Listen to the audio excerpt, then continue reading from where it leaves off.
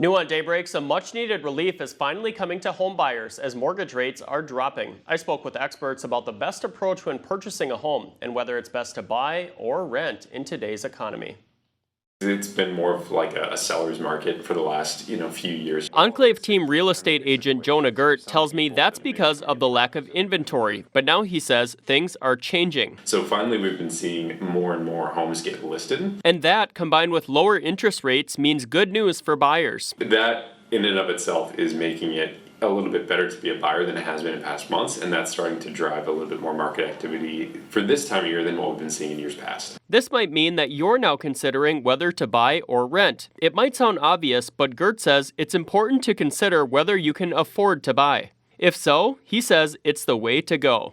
What I'll always tell people is home ownership still statistically is the best way to build wealth in America. If you're able to comfortably do it, if you feel confident that you're able to do it, taking the steps to becoming a homeowner is always the best thing to do.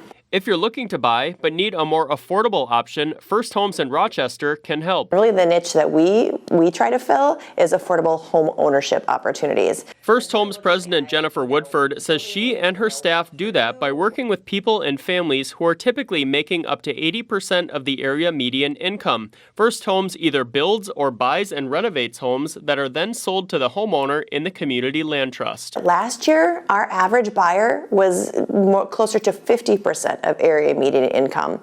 So again, if you see 80% and you see that number on our website and you're like, well, I don't make that much, it might still be okay. We might still have a home that's in your price range. This is one of the homes that is currently for sale in Casson. While more people are now buying homes like this one, Woodford says it wasn't always that way.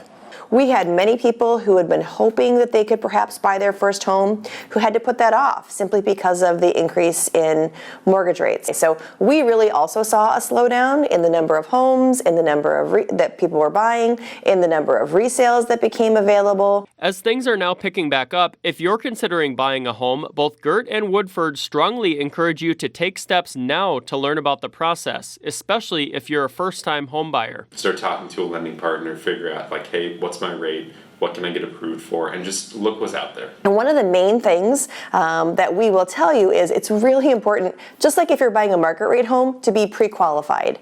So really getting, even taking a step back and making sure your finances are in order. They also want to emphasize the importance of asking questions, as buying a home can be an overwhelming process. There's no such thing as too many questions when you're buying a house, because the last thing you want is any sort of surprise. You always need to feel like you know everything about the home going into it. And that will make sure your purchase is enjoyable and stress-free. First Homes has a program registration list. You can fill it out online if you're interested in a community land trust home. I'll make sure to put a link to it on our website, kimt.com, right after the show.